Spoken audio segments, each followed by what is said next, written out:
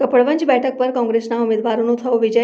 અમૂલમાં કોંગ્રેસના 2 ઉમેદવારોનો વિજય, જ્યારે ભાજપના 10 ઉમેદવારોનો અમૂલમાં વિજય, જ્યારે એક વ્યક્તિગત બેઠક પર ભાજપનો વિજય।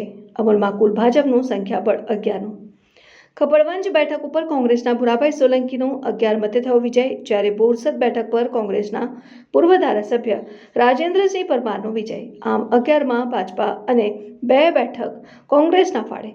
મહત્વનું વ્યક્તિગત સભાસદ બેઠકમાં 35 વર્ષીય ભાજપના ઉમેદવાર વિજય ફુલાભાઈનો વિજય। કોંગ્રેસે તેમની સમ ખાવા પૂરતી 2 પરંપરાગત બેઠકો જાળવી રાખી। આજના પરિણામમાં કુલ નિયામક મંડળની 13 સીટોમાંથી 11 સીટો ભારતીય જનતા પાર્ટીએ ખૂબ બહુમતીથી અંકે કરી છે। અમારી 2 જે સીટો ગઈ એ પણ ખૂબ નજીવા માર્જિનથી ગઈ છે, જેનું અમને દુઃખ છે।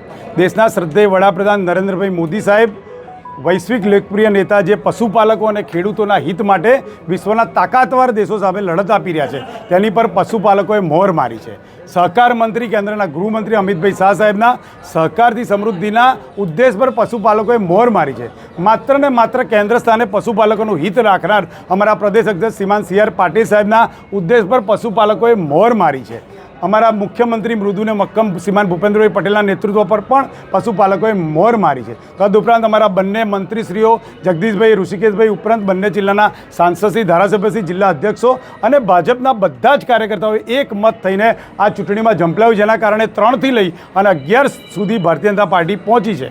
આવનારા દિવસોમાં જે 2 બ્લોકમાં અમારી સીટ આવી નથી, ત્યાં પણ અમે વિશેષ કામ કરી અને એની પર ધ્યાન કેન્દ્રિત કરીશું અને જ્યાં પશુપાલકોને એમણે ભ્રમિત કર્યા છે એ દૂર કરીશું। કુલ મળીને અમૂલની ઇમેજને નુકસાન કરવા માટે કોંગ્રેસે કામ કર્યું।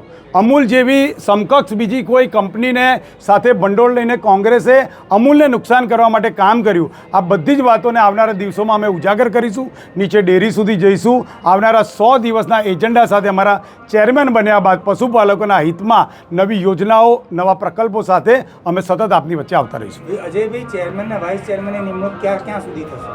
જેવું ગેઝેટ બહાર પડશે એટલું તરત કરશું।